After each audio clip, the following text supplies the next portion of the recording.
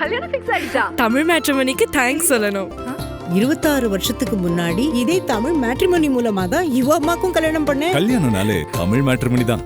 களம் எப்படி இருக்கு? நீங்க வந்து அரை மணி நேரம் ஆச்சுன்னு சொன்னீங்க. எங்களோட கூட வந்திருப்பீங்க.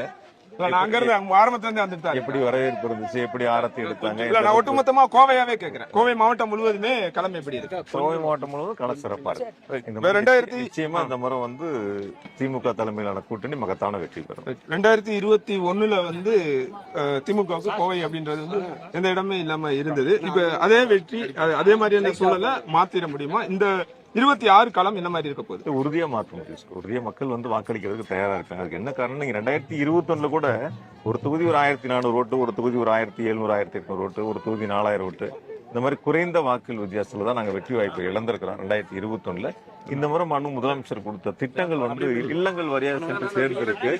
மகளிர் உரிமை தொகையா இருக்கட்டும், விடியல் பயணமா இருக்கட்டும், புதுமை பெண்ணா இருக்கட்டும், தமிழ் புதல்வனா இருக்கட்டும், இப்படி ஒவ்வொரு இல்லத்திலையும் காலை உணவு வரைக்கும் ஒவ்வொரு இல்லத்திலும் ஏதோ ஒரு வகையில் அரசு திட்டத்திலும் பயனடைஞ்சிருக்காங்க. அதனால வந்து நிச்சயமா இந்த முறை கோவையை பொறுத்த வரைக்கும் முதலமைச்சருக்கு வாக்களிப்பதற்கு மக்கள் தயாரா இருக்காங்க. பொதுவா கொங்கு அப்படின்றது வந்து அதிமுகவோட கோட்டை அப்படின்னு சொல்லப்பட்டுக்கிட்டே இருந்தது.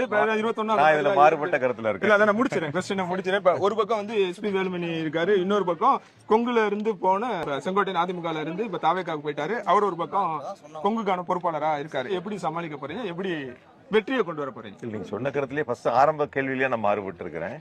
அதிமுக கொட்டையாது இல்லன்னு உறுதியே கிடையாது. ஒரு காலம் அப்படி ஒரு தோற்றத்தை உருவாக்கி வச்சிருந்தாங்களே தவிர அந்த மாதிரி கிடையாது. அப்பயே நாடாளுமன்ற தேர்தலில் அவங்களால ஜெயிக்க முடியல.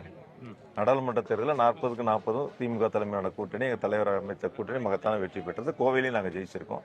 மேற்கு பகுதியில் இருக்கிற அனைத்து நாடாளுமன்ற தொகுதியிலும் திமுக வெற்றி பெற்றிருக்கு. அதனால நீங்க சொல்லக்கூடிய அந்த கருத்துல நான் மாறுபட்டு இருக்கேன். நிச்சயமா இந்த முறை நீங்க பொறுத்திருந்து பாருங்க. மேற்கு மண்டலம் எந்த அளவிற்கு எங்களுடைய கழக தலைவருக்கு வெற்றியை மக்கள் கொடுக்கறதுக்கு தயாரா இருக்காங்க. என்ன மாதிரியான வெற்றியா இருக்கும்? மகத்தான வெற்றியா இருக்கும். மிகப்பெரிய வெற்றி. நீங்கள் எதிர்பார்ப்பதை விட மிக சிறப்பான வெற்றியா இருக்கும். உங்களோட இது வந்து கரூர் தொகுதியில இருந்தீங்க. கரூர்ல ஒரு முக்கிய முகமா இருந்தீங்க. அப்படின்னும் போது ஏன் கோவை தெற்கு கோவை மாவட்டத்துக்கு வரணும்? தொகுதி மாற்றத்துக்கான என்ன காரணம்? தொகுதி மாற்றம்னு இல்ல, நான் கரூர் தொகுதி தான் கேட்டிருந்தேன். நான் கொடுத்தது கரூர் தொகுதி கேட்டிருந்தேன். 2019 திராவிட முன்னேற்ற கழகத்தில் நான் இணைந்த பொழுது எங்களுடைய தலைவர் அவர்கள் அரவக்குறிச்சியில் போட்டியிடுவதற்கான வாய்ப்பு கொடுத்தாங்க. இப்ப அரவக்குறிச்சியில போட்டியிட்டு வெற்றி பெற்றோம். அதற்கு பிறகு 21 கரூர் தொகுதியில போட்டியிடுவதற்கான வாய்ப்பு கொடுத்தாங்க. அந்த தேர்தலையும் போட்டியிட்டு ஒரு வெற்றியை பெற்றோம். இப்ப 26 வந்து கோவையில போட்டியிடக்கூடிய ஒரு வாய்ப்பு கொடுத்திருக்காங்க. அதனால எந்த தொகுதியில் யார் போட்டியிட வேண்டும் என்பதை தீர்மானிப்பது எங்களுடைய கழக தலைவர் முதலமைச்சர். இதில் முதலமைச்சருடைய உத்தரவுகளை செயல்படுத்த வேண்டியது ஒரு தொண்டனாக என்னுடைய கடமையாக நான் நினைக்கிறேன். அந்த வகையில் முதலமைச்சருடைய கட்டளை ஏற்று இங்கு கோவை தெற்கில் இப்பொழுது போட்டியிடுவதற்கு இந்த வேட்புமனு தாக்கல் செய்திருக்கிறோம். கோவை மாறுனது, கோவை தெற்கு மாறுன்றது தலைமையோட முடிவு தான். அதாவது நாங்க வந்து எங்க தலைவர் எங்க அறிவிக்கிறாரோ அங்கதான் நாங்க போட்டியிட முடியும். வேட்பாளர் பட்டியல தலைவர் எங்க அறிவிக்கின்றார்களோ, தலைமை எங்க அறிவிக்கிறதோ அங்கதான் போட்டியிட முடியும். அந்த வகையில கோவை தெற்கு என்னுடைய பெயர் அறிவிப்பு வெளியிடப்பட்டிருக்கிறது. அந்த வகையில நான் கோவை தெற்குல போட்டியிடுறேன்.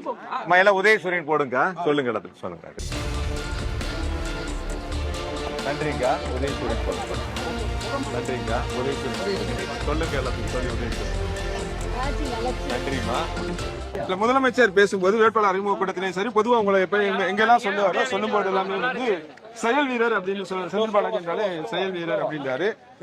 அதிமுகலையும் சரி திமுகலையும் சரி தலைமைக்கு நெருக்கமான அல்லது அவங்களோட நம்பிக்கையை பெற இடத்துல எப்படி இருக்க முடியும்? எங்களுடைய தலைவர் சொல்லுகின்ற அந்த ஒரு வார்த்தை வரி என்பது நான் வந்து எனக்கு இன்னும் நான் திறமையா செயல்படணும், வேகமா செயல்படணும், இயக்கத்துக்கு இன்னும் கொஞ்சம் பற்றுள்ளவனா செயல்படணும் அப்படிங்கிறதுல என்ன நான் வந்து அடுத்த லெவலுக்கு எடுத்துட்டு போறதுக்கான ஒரு உற்சாகமா தான் பாக்குறேன். முதலமைச்சருடைய ஒவ்வொரு சொல்லும் வந்து எங்களுக்கு சிறப்பாக பணியாற்றுவதற்கான ஒரு ஊக்கமாக நாங்கள் நினைத்திருக்கோம். இது ஓகே. நான் கேட்கறது வந்து அதிமுகலையும் சரி திமுகலையும் சரி தலைமைக்கு நெருக்கமா அல்லது அவங்களோட நம்பிக்கை பெற இடத்துல எப்படி இருக்க முடிகிறது? அப்படி நம்ம செய்யக்கூடிய வேலைகள் செய்யறோம். தலைமை என்ன கட்டளை இருக்கிறதோ அந்த பணிகளை செய்யறோம். அந்த பணிகளை செய்கின்ற பொழுது தலைமையுடைய ஒரு வாய்ப்பு நம்ம கொடுக்கின்ற போது அந்த வாய்ப்பை நம்ம சரியா செய்வதனால அப்படிப்பட்ட சூழல். உழைப்பு பேசுதுன்றீங்க. எல்லாரும் உழைக்கிறாங்க. இயக்கத்தில் நான் மட்டும் உழைக்கிறது இல்லை, எல்லாரும் ஒவ்வொரு பகுதியில உழைக்கிறாங்க. நீங்க டெல்டா மண்டலத்தை எடுத்துக்கிட்டா எங்களுடைய முதன்மை செயலர், வடக்கு பகுதியில் எடுத்துக்கிட்டீங்கன்னா எங்களுடைய பொதுப்பணித்துறை அமைச்சர்கள், தெற்கு எடுத்துக்கிட்டீங்கன்னா நீங்க வந்து சக்கரபாணி அண்ணா இருக்காரு, அதுக்கப்புறம் தங்கம் தென்னரசன் இருக்காங்க, துணை பொதுச்செயலர் கனிமொழி அக்கா இருக்காங்க. இப்படி ஒவ்வொரு பகுதியிலும் பிரித்து எங்களுடைய பொறுப்புகளை கொடுத்துருக்காங்க. அதை நாங்கள் தலைவருடைய கட்டளை செயல்படுத்துறோம். எல்லாரும் செயல்படக்கூடியவங்க இருக்காங்க. அந்த வகையில் ஒவ்வொருவருக்கும் எனக்கு மட்டுமான பாராட்டு, அனைவருக்குமான பாராட்டு. தமிழ் மேட்ரிமோனிக்கு தேங்க்ஸ் சொல்லணும். 26 வருஷத்துக்கு முன்னாடி இதே தமிழ் மேட்ரிமோனி மூலமா தான் இவ அம்மாக்கும் கல்யாணம் பண்ணேன். கல்யாணம்னாலே தமிழ் மேட்ரிமோனி தான்.